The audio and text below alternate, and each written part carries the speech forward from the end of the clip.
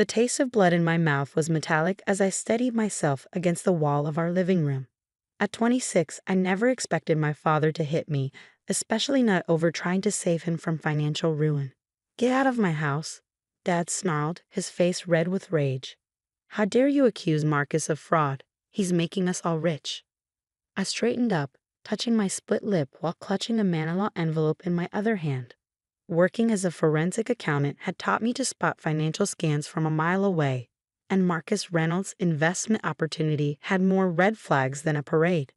"Dad, please," I tried again, keeping my voice steady. "Just look at these documents. He's not investing anything. He's stealing." "Enough, Daniel," he shouted. "You're just like your mother, always questioning my decisions, always thinking you know better." The mention of Mom sent a sharp pain through my chest. She passed away 8 months ago after a long battle with cancer, leaving Dad with her life insurance and retirement accounts. Money that was now in Marcus Reynolds' hands. "Actually, I am like Mom," I said, pulling out the bank statements, "because she wouldn't let you throw away everything she worked for either." Before I could show him the papers, the front door opened. Marcus Reynolds walked in, his expensive suit and Rolex watch paid for with other people's life savings. "James, I've got great news about the investment returns." "Oh?" His practiced smile faltered slightly when he saw me. "Daniel, I didn't expect to see you here." I watched him closely.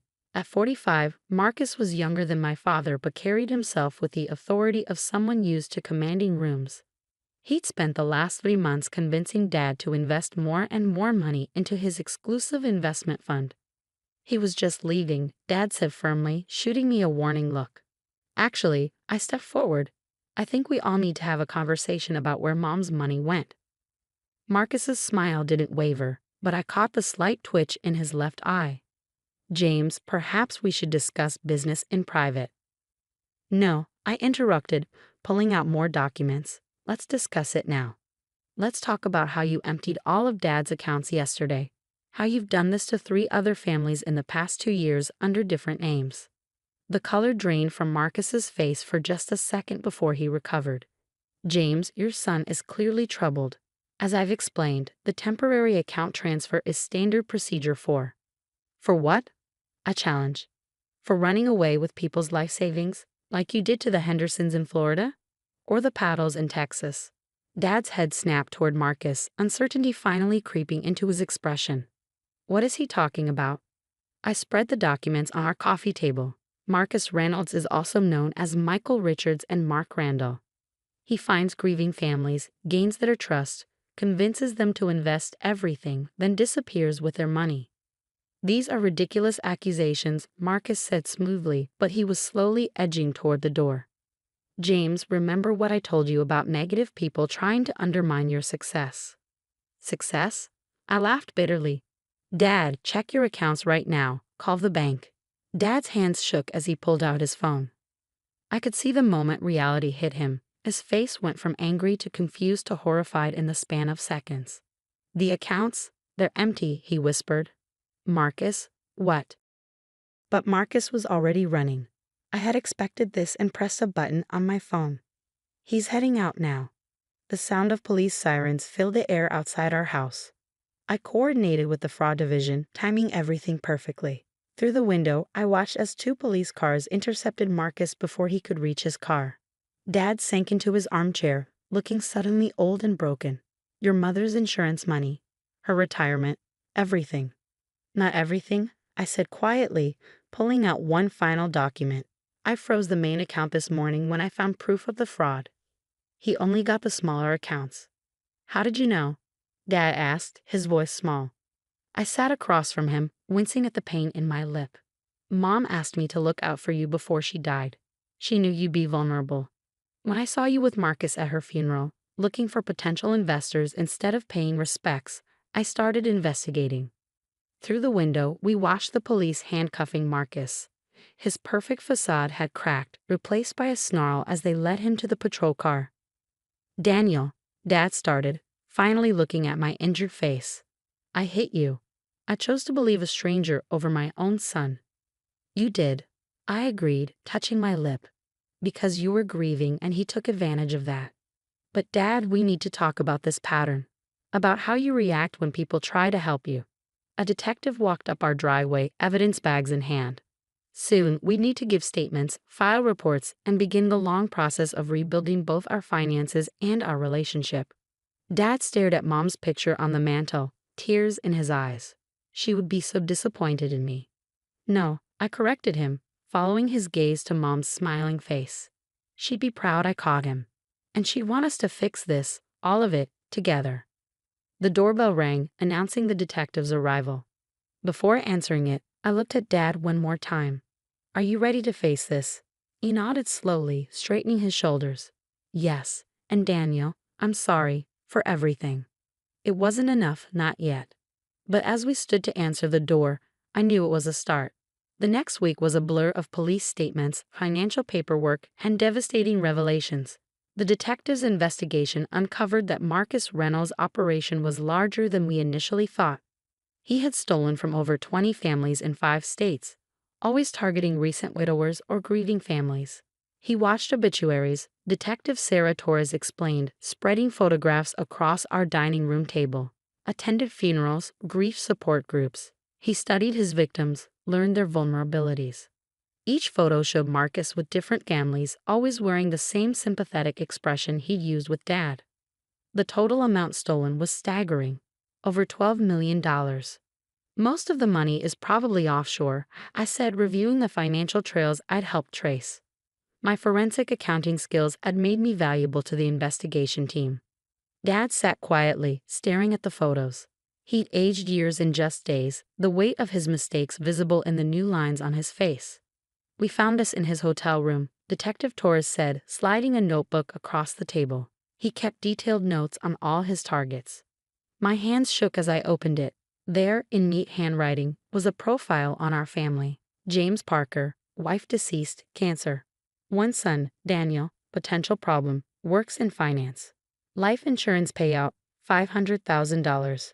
Retirement accounts, $350,000, extremely susceptible to flattery regarding business acumen. He was studying us even before Mom's funeral, I said quietly. Dad grabbed the notebook, reading with growing horror. He noted when I talked about your mother, said to use her memory to manipulate me. Detective Torres nodded grimly. He was a master manipulator. Used people's grief against them. A knock at the door interrupted us. Kate, my girlfriend, and a criminal prosecutor entered carrying a stack of files. We found something interesting, she said, placing the files on the table. Marcus had a partner, someone who helped him identify targets. She opened the first file, revealing photos of a grief counselor. Meet Dr. Sarah Mitchell.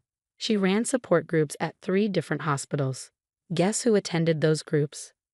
All the victims, Detective Torres breathed, quickly connecting the dots. She got a percentage of every scam, Kate continued. She's being arrested as we speak. Dad's hands clenched into fists. The grief counselor I saw after your mother died, she introduced me to Marcus. The betrayal ran deeper than we'd imagined. They hadn't just stolen money, they'd exploited people at their most vulnerable moments. There's more, Kate said softly, looking at me. The notes show they were planning to target the insurance payout from your mother's medical malpractice suit. I felt the blood drain from my face. We'd been building a case against the hospital for months, documenting their negligence in Mom's treatment.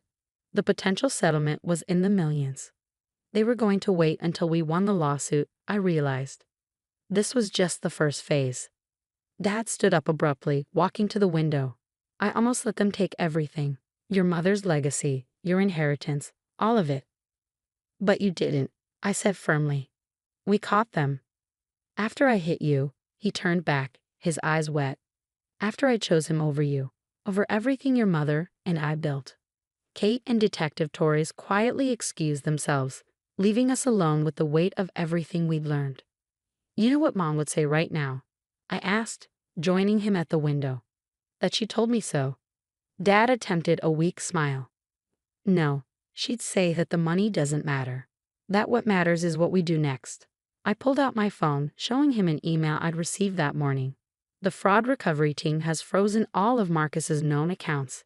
They think they can recover about 60% of what he stole. That's something, Dad nodded slowly.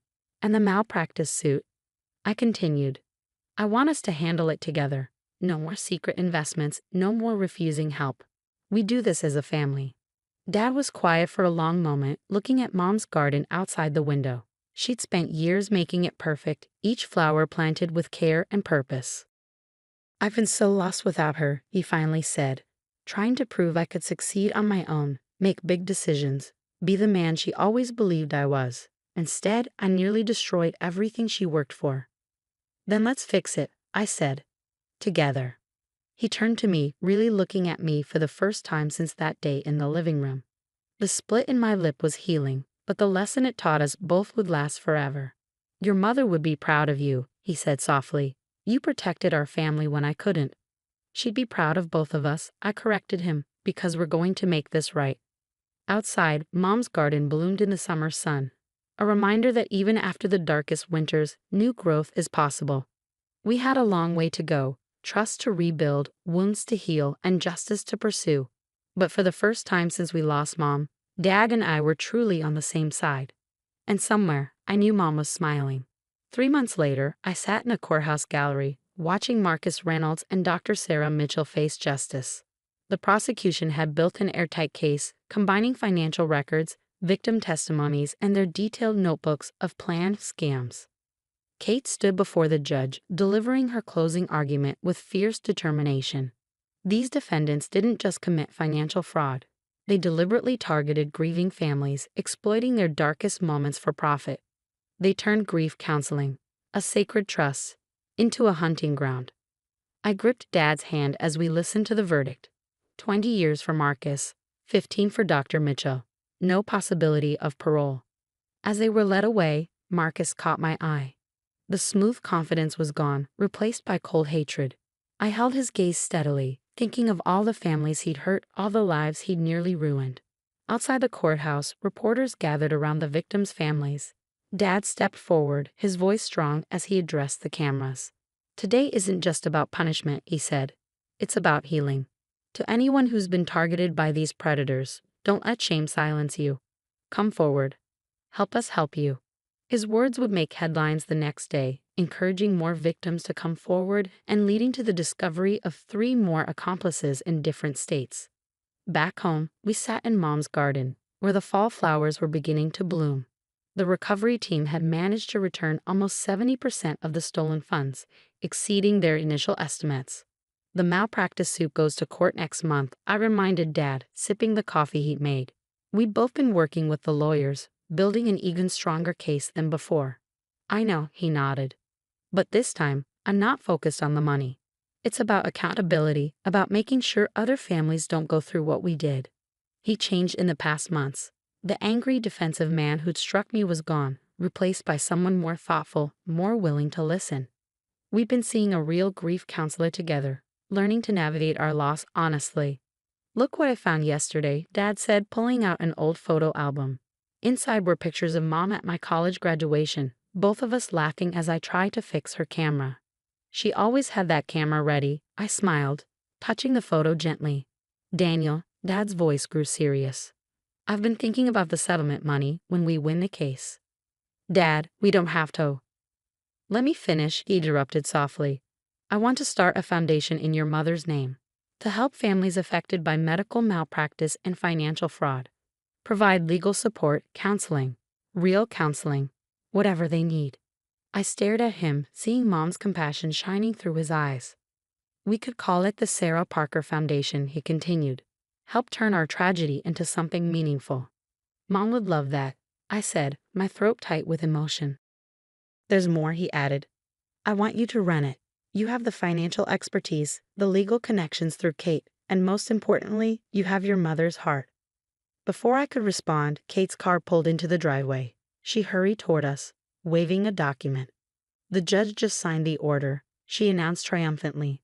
"All of Marcus's remaining assets will be liquidated and distributed to the victims, including his houses, cars, everything." Dad stood up, pulling her into a hug. "Thank you. For everything." "That's not all," she grinned. "Remember those offshore accounts you traced, Daniel? Interpol found them. Another $20 million, hidden in various tax havens." The news should have been exciting, but all I felt was peace. The money wasn't what mattered anymore.